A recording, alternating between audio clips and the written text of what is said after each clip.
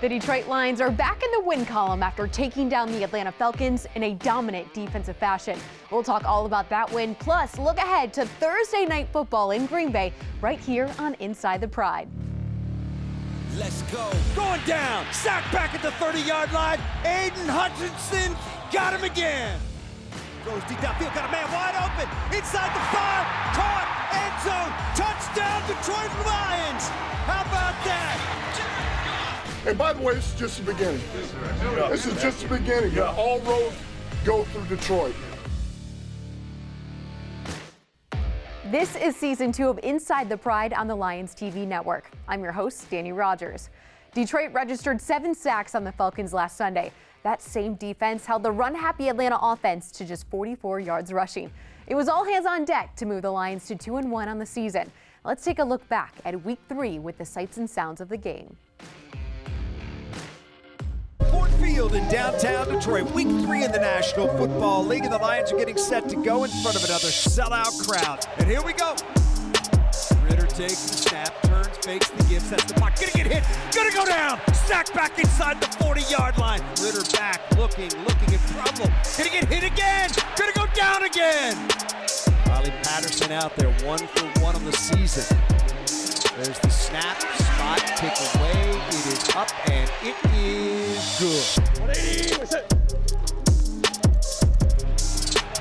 Lions are gonna throw it, Goff back, looking deep downfield.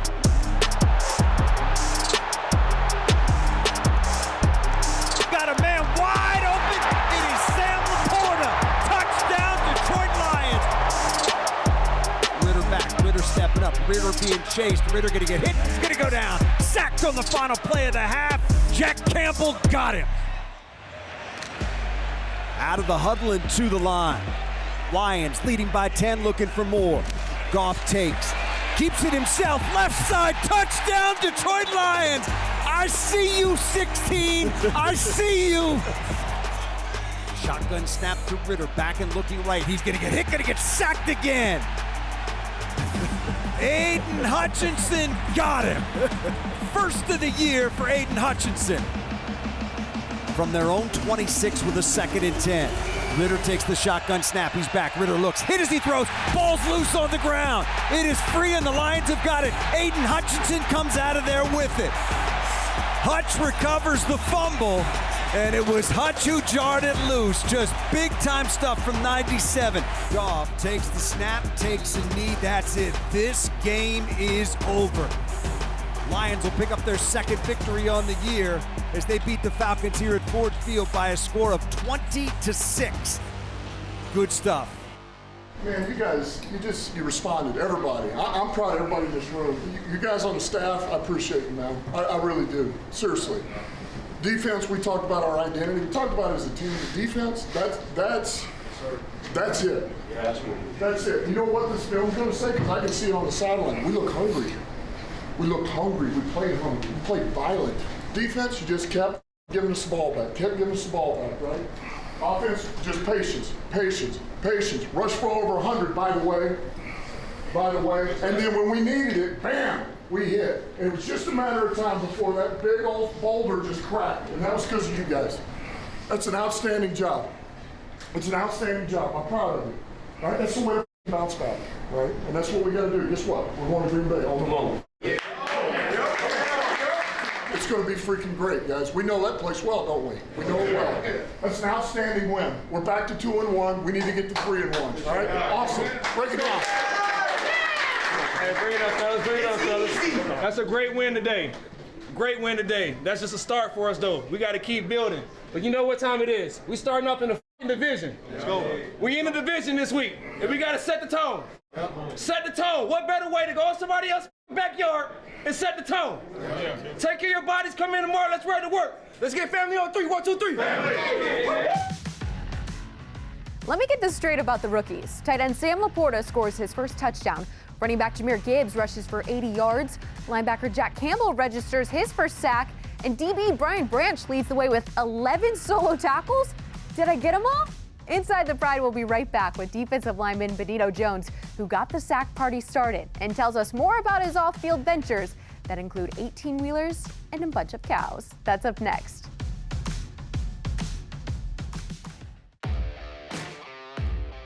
Inside the Pride is sponsored by Kroger, Henry Ford Health, and by the Ford Motor Company. This week on Inside the Pride, we are joined by defensive lineman Benito Jones. It was a sack party inside Ford Field against the Atlanta Falcons, and this guy led the sack party off with his to start the game. There were a lot of things that stuck out defensively, but it had to have been the sacks. What changed from a defensive mindset when you guys entered that Falcons game? We were just, like last week when we played Seattle, just left a bad taste in our mouth, and we just knew Atlanta was a pretty good team. And we just knew we had to jump out on them fast and early. Was the defense keeping score of the sacks that you were acquiring during the game, or did you guys just lose track? At first we did, especially like in the D-line. We always just compete with each other who would get the first sack. And it just, when they said, you get one sack, they come in bunches. And we got a bunch of them. You've shown that you fit here in Detroit. What about it? What about your game makes you fit so well up there in the interior? They trust me, and I really like the place here. I like the coaches, and when you feel comfortable somewhere, you gonna really play well, and I think that's what happened for me. Ritter takes the snap, turns, fakes the give, sets the puck, gonna get hit, gonna go down, sack back inside the 40-yard line. Benito Jones got him. I'm glad you like Detroit. It's not home, which is Mississippi. We have a lot to talk about off the field, what you enjoy doing. There's a smile, because he's already thinking about his 85 bulls at home on the farm. Who takes care of all those animals when you're here in Detroit? I have family members, my uncles. You got 8 horses, last time we counted, 5 18-wheelers. So tell us what you're gonna do Friday after you land from Green Bay. Friday, when I land from Green Bay, I'm gonna be at home. I'm going to jump in my 18-wheeler. And do what? Haul trees. Haul trees. On what would probably be most off day. Why do you feel the need to go do that? It's just something I always just like doing. My dad was a truck driver, my brother a truck driver. He run cross country. I don't want to run cross country, but I just like hauling trees. You own a couple of businesses back in Mississippi. How do you balance all of it? It's like my happy place. I pull up and I just, it ain't like, oh, I gotta go get a sack on this play or something like that. It's just something like I'm natural doing. Riding horses and taking care of cows and just buying cows. I just love doing it. Have you ever rode a bull? Done some bull riding? I had to show you a video of me riding a bull one day. I have one on my phone, but Do you have your phone? Do you have it on you? Yeah, it's over there. Can we get the phone? We're gonna watch this video. Okay. Would you tell someone to videotape you, or did they just know? They were just watching me.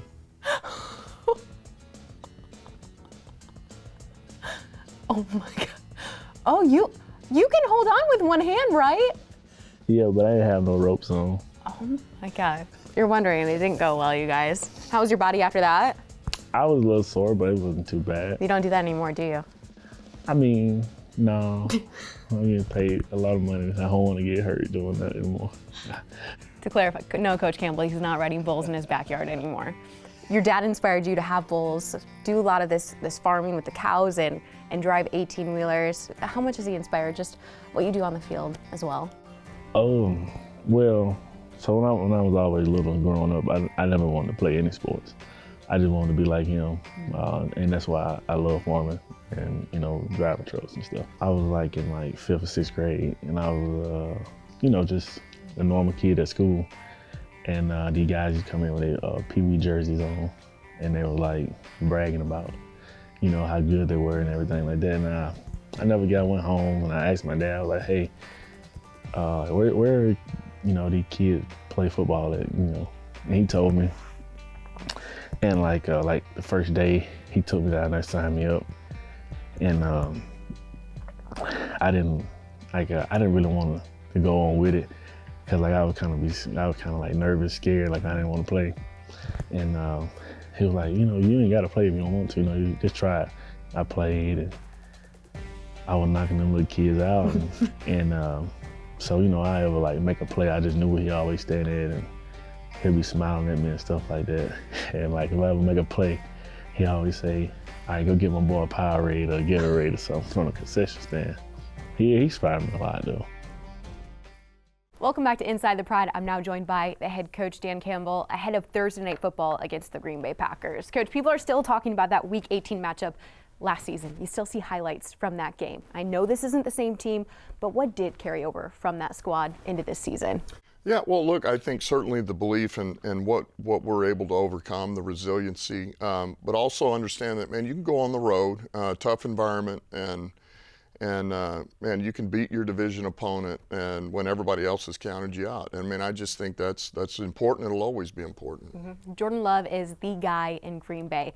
In what ways can you see that he backed up Aaron Rodgers for a couple of years? Yeah, you know, I think it's very much the same as what you saw with Rodgers after the Favre era. Anybody that can remember that, you're like, man, he looks like Brett Favre. And this guy looks just like Rodgers. I mean, there's some things that he does when he hits his back foot and releases the ball. It's kind of almost off the back foot, and it's just a flick release. And so you can tell he's watched him, he's learned from him. And just like he was when he was younger, man, if you had it covered down and you gave him space, he'd take off now and he'd hurt you with his legs. And that's what this guy has the ability to do. So he's reading coverage pretty well. He can throw it downfield, and he can still hurt you with his legs. Love has a steady Eddie and A.J. Dillon running back. He's getting the bulk of the carries in Green Bay right now. What's the number one focus for your run defense? Yeah, I think this is another guy, population of the football, and he's a heavy back, man. He's one of those, the more carries that he gets, the better he gets. And they run a lot of different things. You can see this little turbo motion here. They do a ton of this, to and from. They're trying to get your support players to rock. They're trying to run the nickel. And then they get it to big boy here and hopefully split the focus of your linebackers with the O-line coming off on him, and he does the rest here. He's a heavy runner. He's downhill, and he's another guy. We got to hit. We got to tackle. We got to try to get the ball out, and it's got to be over and over and over because he'll wear you down. Mm-hmm. Linebacker Quay Walker does what I feel like you just explained your defense needs to do. He's producing in year 2. That's why we're talking about him, helping to lead that Green Bay team in tackles. Where is he doing the bulk of the producing? Yeah, look, he's a guy who plays everywhere, all right? And certainly he's got a lot of production right now at the inside linebacker. That's where he was initially drafted. And he's proved, because he's got range and flow, he's smart, he's instinctive, he's tough, he's violent, but he can line up right here and he can rush off the edge too. He did a lot of it last year. He can also play in coverage. He has that ability. He's got hands.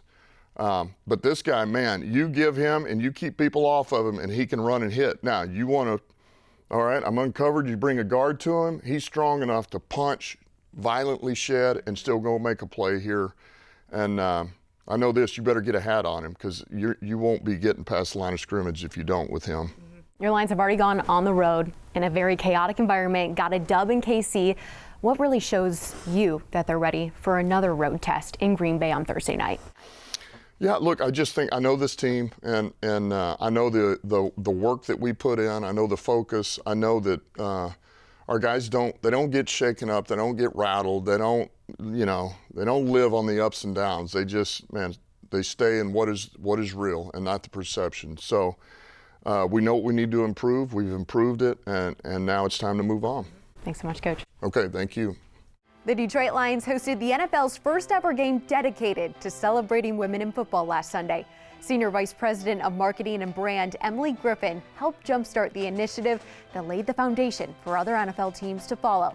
Emily sat down with me to reflect on the trailblazing day.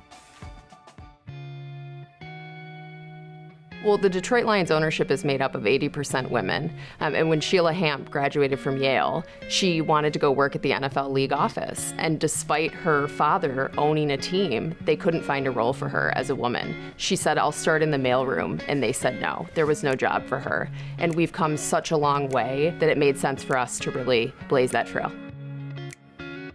When I was presented with the idea, it was a no-brainer. My answer was immediately yes, and it seemed like the perfect time to celebrate women in football. It was important for our organization to be at the forefront of this cause because we want as many people as possible, regardless of gender, to know how special it is to be a part of this game. So we had programming throughout the game, beginning with a pregame panel discussion, and they got to hear from 4 extraordinary individuals that work both at the league office and are accomplished football players themselves. We had all of them on the field for the national anthem, and we had Detroit native Tony Harris, who was the first woman to receive a full college football scholarship to play a skill position, joined us and joined our own Dannie Rogers on the pregame show. She also served as honorary captain, joining the Lions captains for the coin toss. We gave out over $50,000 in scholarships, grants, and equipment donations to Trailblazers and their programs so that they continue to do the great work that they're doing to get more women in the game. I think it's a really special start of something much bigger that the league can support and a lot of our other clubs can learn from. And the fact now that all these girls that we just spoke to and girls in the stadium will see those 2 words together, women in football, I think it really inspires them to shoot their shot and go for their dreams within football. And I hope a lot of these girls that we just spoke to decide to work in football, but if not, I hope they continue to play and they're inspired by what the Lions are doing. You know, football is a show me sport, right? You can say all you want to say, but to actually do it, I hope this day makes more women, girls, parents, and makes more people, no matter boy or girl, and makes more of them realize that they have a place in football. What we did demonstrated to so many young girls and women that there is a place for them in this game and to inspire them to keep going. And participation is the greatest driver of fandom. So by celebrating girls that are participating in flag football and in tackle football, you know, we're only creating a football that is more for everybody. There are so many women on the Detroit Lions staff that are absolutely amazing and help make this thing go, both behind the scenes and front and center. At halftime, we did a tribute to all of them. And, you know, we're talking positions on both the football side and the business side, from team operations to marketing to game presentation. And, you know, the organization relies on them, and they've really been a key driver in moving this club forward. Love you all. This game needs to be on all 32 teams' calendars because there are just countless ways that women are driving the game forward. And the reality is there are no women that play in the NFL right now, but to see the love for football from everyone, any gender, and just the love of football was so inspiring that can't everybody just get around this unbelievable outpouring of love for the game from anywhere. This is not something that ends with that game. It's something that we plan to continue, and elevating women in football is a commitment that this organization has made, and we plan to see it through.